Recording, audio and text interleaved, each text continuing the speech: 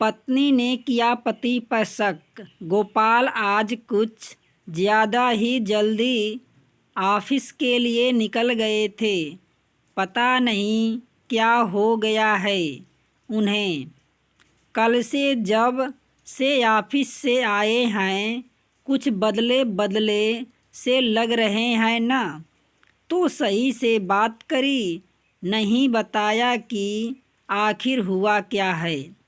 वैसे मेरा नाम गोपी है और हमारी शादी को 7 साल हो चुके हैं।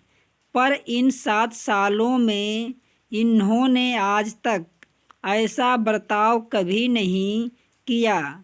ये जब भी ऑफिस से आते हैं मेरे लिए कुछ न कुछ लेकर ही आते थे। बड़े ही खुशमुख स्वभाव के थे। मुझसे बात किए बिना इनका एक पल भी नहीं कटता था। हर समय कुछ ना कुछ गोपी ये गोपी ओ, पर पता नहीं आज क्या हो गया है। खैर छोड़ो, शाम को खुद ही बताएंगे। देखना आप सब। अरे ये देखो, ये अपना टिफ़िन तो यहीं भूल गए हैं। हद करते हैं। एक तो सुबह से उठकर उनके लिए खाना बनाना, और ये देखो यहीं छोड़कर चले गए हैं। लगता है हमें ही देने जाना पड़ेगा। चलिए, मुझे देखकर इनका मन भी खुश हो जाएगा। फ़ोन करके बता देती हूँ कि मैं आ रही हूँ टिफ़िन लेकर। पर सोच रही हूँ न ही बताऊँ, अचानक मुझे देखेंगे तो खुश हो जाएंगे और जो भी चल रहा है इनके दिमाग में थोड़ी देर के लिए ही सही इनका ध्यान तो हट जाएगा उससे। चलिए, आप सब भी मेरी स्कूटी का आनंद लीजिए। अरे आज रिसेप्शन पर सुमन नहीं है। लगता है आज वे छुट्टी पर है। सुमन बहुत मिलनसार लड़की है और हमारे दोस्त भी है। उसको इन्होंने ही नौकरी दिलवाई थी। माता पिता के गुजर जाने के बाद वो बेचारी अकेली पड़ गई थी। बहुत खोजने के बाद भी उनकी नौकरी नहीं मिल रही थी। तभी पड़ोसी होने के नाते मैं ही इनको बोला था उसकी मदद करने को। ज़्यादा पढ़ी लिखी भी नहीं थी, इसलिए रिसेप्शनिस्ट की जॉब ही लग पाई। मैं जब भी ऑफिस आता हूँ सुमन से बैठकर खूब गप्पे करती हूँ। वैसे आप सभी अब तक मुझे इतना तो जान ही गए होंगे कि मुझे गप्पे लगाने का बहुत आदत है। वर्मा जी मेरे ये कहाँ हैं? अपनी सीट पर नहीं दिख रहे हैं। वो ये आज अपना टिफ़िन घर भूल आए थे। तो मैंने सोचा मैं खुद ही आकर दे दूं। मैंने दूर आते देख रहे वर्मा जी से पूछा, टिफ़िन भूल गए? वर्मा जी ने भौचक्के होते हुए पूछा, पर भाभी जी वो तो कल से 1 हफ्ते की छुट्टी पर हैं। कह रहे थे कुछ काफ़ी पुराना काम बाकी है, उसे पूरा करना है। अरे हाँ हाँ, मैं भी कितनी भुलक्कड़ हो गई, याद ही नहीं रहा और यहाँ चली आई। वो आदत है न, जब भी कुछ भूलते हैं यहीं चली जाती हूँ। मैं खुद को और बात को संभालते हुए बोली, चलिए वर्मा जी, फिर मिलना होगा। हे भगवान, ये सब क्या है? ये मुझसे झूठ तो कभी नहीं बोलते हैं। आखिर ये सब क्या है? चलो दोस्तों, मुझे बहुत टेंशन हो गई है। समझ नहीं आ रहा है कि क्या करूं। पहले घर चलते हैं, कहीं ये घर पर न गए हों। चाबी मेरे पास है। सबसे पहले इनको फ़ोन लगाते हैं। ये ठीक भी है या नहीं? अफसोस रिंग जा रही है, पर ये उठा क्यों नहीं रहे हैं? हेलो गोपी, क्या हुआ? आज लंच टाइम से पहले ही फ़ोन कर दिया है। क्या बोलूं, क्या पूछूं, कुछ समझ नहीं आ रहा है। आप ठीक तो हैं ना? आज सुबह से मन बहुत घबरा रहा था तो कॉल कर लिया। और आप टिफ़िन भी घर पर भूल आए। आप कहें तो मैं लेकर आ जाऊं वापस। अरे मैं भी बिल्कुल ठीक हूँ, तुम घबराओ मत। वो बस ऑफिस में काम काफ़ी ज़्यादा है, इसलिए जल्दी निकल गया था। तुमको ऑफिस आने की कोई ज़रूरत नहीं, यहाँ सबके साथ मैं खा लूँगा। अच्छा चलिए ठीक है, आप अपना काम कर लीजिए और वर्मा जी और सुमन को मेरा हेलो बोल दीजिएगा। मैंने कपकपाती आवाज़ में बोला। लो तुम खुद ही हेलो बोल दो, सुमन यहीं पास में ही है। सुमन, सुनो गोपी हेलो कह रही है। हेलो भाभी, पीछे से सुमन की आवाज़ आई। हेलो भाभी, पीछे से सुमन की आवाज़ आई। हेलो सुमन, कैसी हो? बहुत दिनों से हमारे घर नहीं आई। आज शाम को इन्हीं के साथ घर पर आ जाओ, रात का खाना साथ में खाते हैं। मेरी आवाज़ अभी भी कपकपा रही थी, पर फिर भी मैं खुद को संभालते हुए बोला, हाँ भाभी, वो आजकल ऑफिस में काम ज़्यादा रहता है, इसलिए आना नहीं हो पाया। चलिए आज ही आती हूँ, फिर साथ बैठकर ढेर सारी बातें करेंगे। सुमन ने बड़े प्यार से बोला।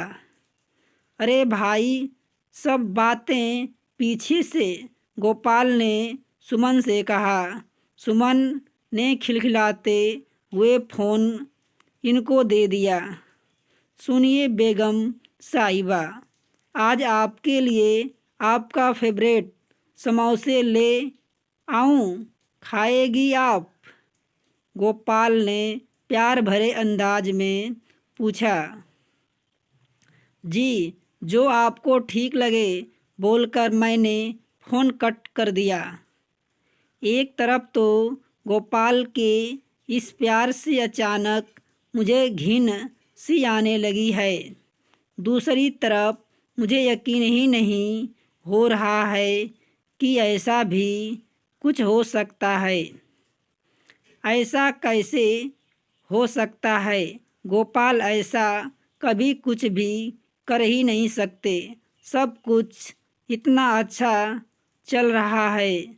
हम अपनी ज़िंदगी में कितनी खुश हैं। वे 7 साल से वे प्यार ने धोखा तो नहीं हो सकती। नहीं, ऐसा कुछ भी नहीं है। शायद मैं ही गलत सोच रही हूँ। मुझे इन्हीं वक्त देना होगा, समझाना होगा कि ऐसा क्यों कर रहे हैं। हाँ, मेरे गोपाल ऐसे हैं ही नहीं। मैंने मन में खुद को तसल्ली देते हुए सोचा। दोस्तों, यकीन मानिए, आज से पहले इतना डर, इतना घबराहट मुझे कभी नहीं हुई। मुझे समझ नहीं आ रहा है कि मैं करूं तो क्या करूं। सामने से जाकर गोपाल से पूछ लूं या इंतज़ार करूं उनके बताने का। दोस्तों, मेरा दिल अब बस इतना ही चाहता है, जो भी नज़र आ रहा है ऐसा कुछ भी ना हो, क्योंकि ऐसा कुछ भी हुआ तो शायद मैं जी ना पाऊँ। एक तरफ मेरे आंसू रुकने का नाम नहीं ले रहे हैं, दूसरी तरफ सुमन पर मेरा गुस्सा बढ़ता ही जा रहा है। इंतकाम की आग ने मुझे झुलसा दिया। अब शायद मुझे समझ गया है कि मुझे क्या करना है। मेरा सारा प्यार अब गुस्से का बवंडर बन चुका है। और अब मुझे इस धोखे का कर्ज उतारना ही है। हेलो, सुनिए ज़रा, आज घर में कई सारे चूहे दिख रहे हैं। शाम को आते हुए ज़रा चूहे मारने वाला जहर ले आइएगा। मैंने झट से गोपाल से फ़ोन पर बोला। अब मुझे अपनी या किसी की कोई परवाह नहीं थी। मुझे बस किसी भी तरह से उन दोनों से बदला लेना था। बिल्कुल बेगम साहिबा, आपका हुक्म सर आँखों पर। चलिए अच्छा काम ख़त्म कर लूँ, फिर आप कर ढेर सारी प्यार भरी बातें करेंगे। गोपाल थोड़ा शरारती होते हुए बोले। अरे आप आइए तो सही, फिर ही तो सब होगा, पर ध्यान से चूहे मारने वाला जहर लाना मत भूलिएगा। इतना कहकर मैंने फ़ोन कट कर दिया। चलिए दोस्तों, अब मैं फटाफट खाने की तैयारी कर लूँ। ख़ास मेहमान जो आने वाले हैं। आज अपने दोस्त और प्यार की ऐसी खातिरदारी करनी है कि ज़माना भी याद रखेगा कि बेवफाई का अंजाम क्या होता है। सुमन और इनको दोनों को पनीर बहुत पसंद है।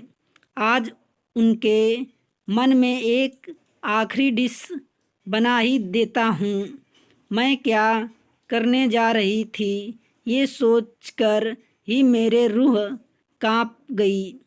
मैं वहीं किचन की ज़मीन पर पड़े घंटों रोती रही, पर फिर दिल को पक्का करके उठी। मुझे नहीं पता है कि मैं जो भी करने जा रही हूँ वो सही है या गलत, बस इतना महसूस हो रहा है मुझे ये करना ही होगा, क्योंकि मर्दों को लगता है कि एक लड़की की ज़िंदगी से खेलना इतना आसान होता है, क्योंकि उन्हें मेरा प्यार नज़र नहीं आया। अरे कम से कम मुझे एक बार बता तो देते, तो शायद मैं खुद ही उनकी खुशी के लिए रास्ते से हट जाती। पर अब नहीं, अब इन्हें ही रास्ते से हटाना होगा। जब सीता मैया को राम भगवान छोड़ सकते हैं, तो मैं भी एक बेदर्द इंसान को गोपाल से मिला ही सकती हूँ। हे राम, मुझे इस पाप की जो सज़ा देनी हो आप दे देना, पर इन्हें तो सज़ा मैं ही दूंगी। काफ़ी वक्त गुजर चुका था। मैं भी खाना बनाकर उनके आने का इंतज़ार कर रही थी कि अचानक दरवाजे पर आहट हुई। ये दोनों आ चुके थे। मैंने दरवाज़ा खोला तो सामने एक गुलदस्ता लिए खड़े थे। माई लवली वाइफ के लिए एक प्यारा सा तोहफा, ये बोले। बगल में सुमन भी खड़ी मुस्कुरा रही थी। मुझे देखते ही मुझे गले लगी। मुझे ये सब नाटक बिल्कुल भी अच्छा नहीं लग रहा था। मैं तो बस खाने के टाइम का इंतज़ार कर रही थी। आओ सुमन, कैसा चल रहा है? तब मैंने भी झूठे मुँह पूछ लिया।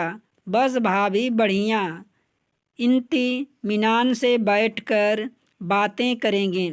अभी तो आप ये लीजिए, आपके फेवरेट समोसे, और ये आपका जहर चूहा वाला। सुमन ने कहा। हम सब नाश्ता करके टीवी के सामने बैठ गए और इन्होंने टीवी पर रखे एक मूवी लगा दी। वो दोनों बीच बीच में मुझे कुछ ना कुछ बातें कर रहे थे, पर मेरा ध्यान तो कहीं और ही था। जैसे ही मूवी ख़त्म हुई, मैंने झट से खाना लगाने की टाइम भी काफ़ी हो गया था, तो सबने हामी भर दी। भाभी मैं आऊँ साथ में ही आपकी हेल्प करने को, और मुझे आपसे बात भी करनी है। सुमन ने बड़े सरल लहजे में मुझसे पूछा। नहीं नहीं, तुम आराम से बैठकर बात करो, दिन भर की थक कर आई हो, मैंने बोला। पर मन में मेरा यही चल रहा था कि अब इस कलमुही से मुझे तो कोई बात ही नहीं करनी।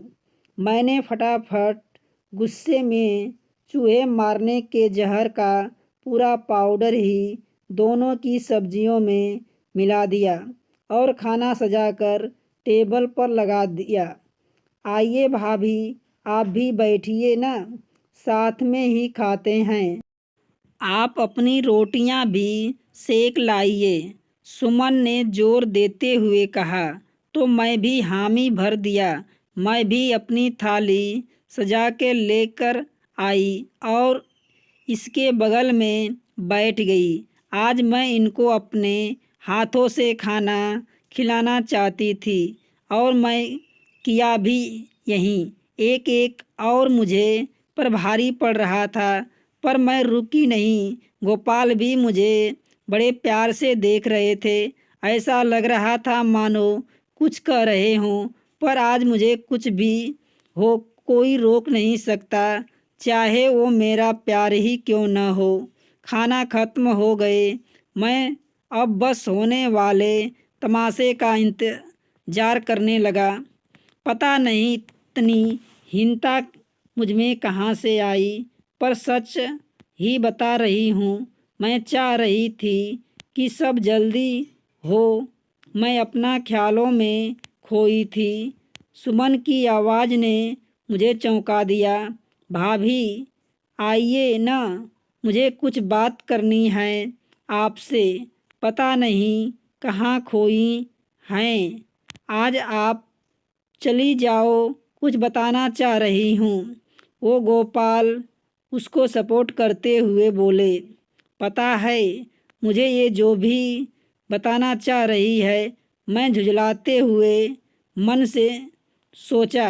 हाँ सुमन आई बोलकर मैं सुमन के पास आ गई।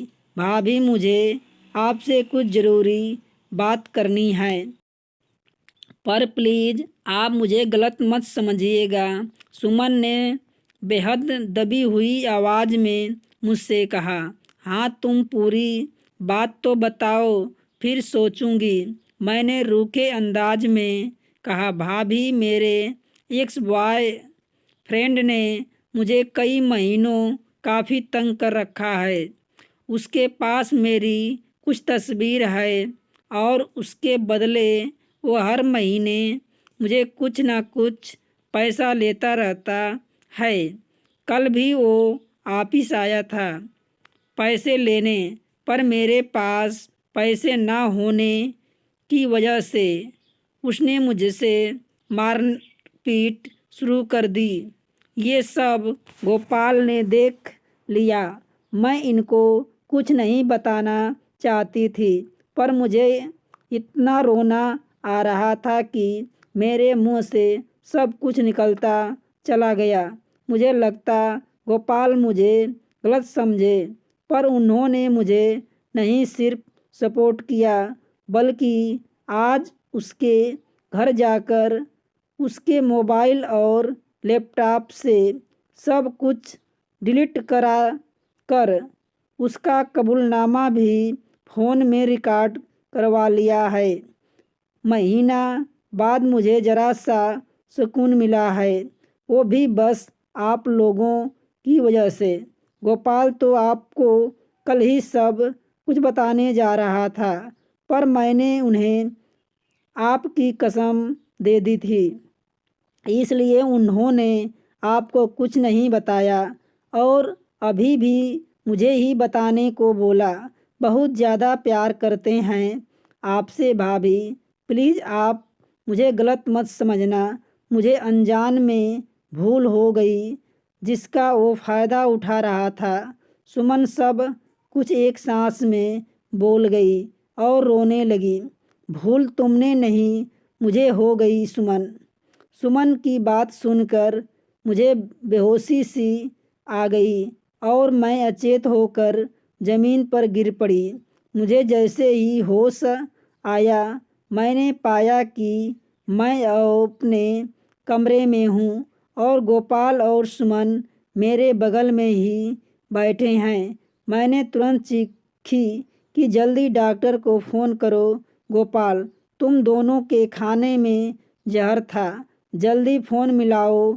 मैं उठी और पागलों की तरह अपना फ़ोन खोजने लगी, ज़ोर ज़ोर से चिल्ला रही थी, तुम लोग समझ क्यों नहीं रहे हो? जल्दी डॉक्टर को फ़ोन मिलाओ। कोई मुझे मेरा फ़ोन दे दो प्लीज़। हमारे खाने में जहर कैसी बहकी बहकी बातें कर रही हो तुम गोपी? तुम्हें अचानक क्या हो गया है? हम बिल्कुल ठीक हैं, देखो हमें। गोपाल ने मुझसे कहा। अभी मेरे पास कुछ समझने का समय नहीं है गोपाल, तुम बस जल्दी से डॉक्टर को फ़ोन करो। अभी मैंने घबराते हुए गोपाल से कहा।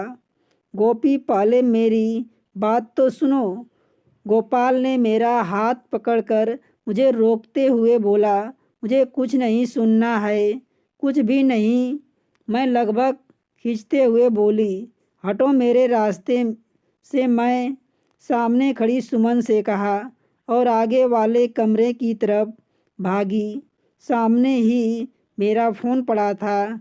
मैं जल्दी से फ़ोन उठाया और हमारी फैमिली डॉक्टर को तुरंत घर आने को कहा। डॉक्टर साहब सुनिए, गलती से खाने में चूहे मारने वाला जहर ही मिल गया और सब ने खाना खा भी लिया है।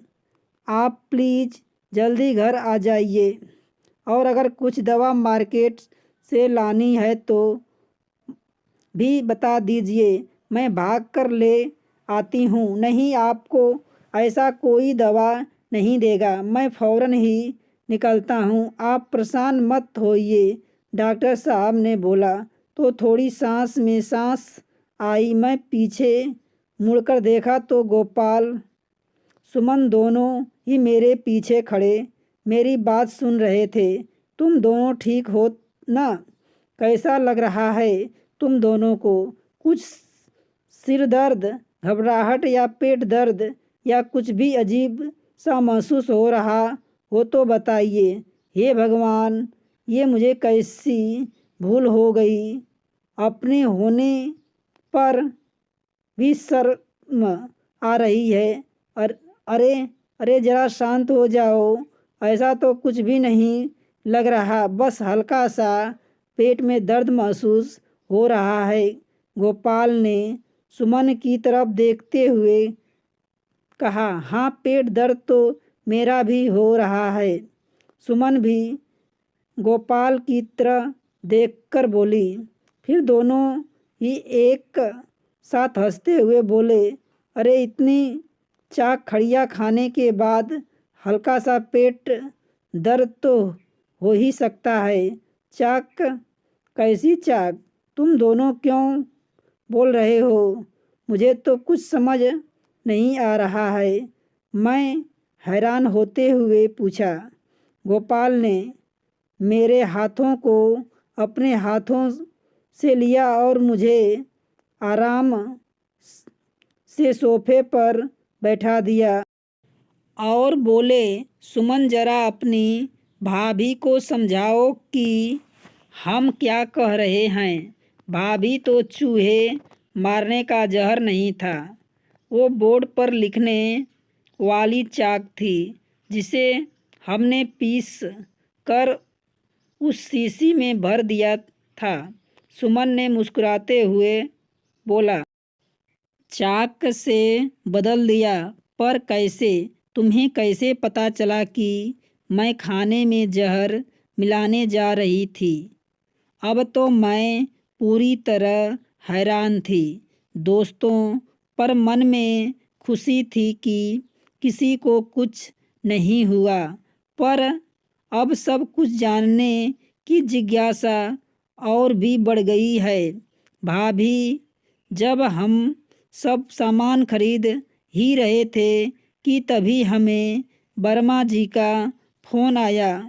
उन्होंने हमें बताया कि आप सुबह ऑफिस आई थी। अब हमें ये जाने चुके थे कि आपको पता है कि हम दोनों ऑफिस में नहीं हैं, बल्कि कहीं और साथ में हैं, और अचानक आपको चूहे मारने का जहर मांगना सिर्फ संयोग तो नहीं हो सकता। इसलिए हमने फ़ौरन चूहे मारने की दवा की जगह चाक की शीशी में बदल दी। हमें डर था कि आप स्त्री को कुछ गलत समझकर खुद को कोई नुकसान न पहुंचा लें, इसलिए हम फ़ौरन भागे भागे आए। पर आपका शांत स्वभाव देखकर समझ गए कि अभी तक सब कुछ ठीक है। सुमन ने अपनी बात खत्म करते हुए कहा, अरे हाँ, वर्मा जी को तो मैं भूल ही गई थी। मैंने रोते हुए बोला और गोपाल को गले लगा लिया। भाभी, भूल तो आप डॉक्टर साहब को भी हो गई। जल्दी उनको फ़ोन मिलाओ, नहीं तो उन्हें भी चाक वाला खाना खिलाना पड़ेगा। सुमन ने मजाक करते हुए बोला और हम सब खिलखिलाकर हंस दिए।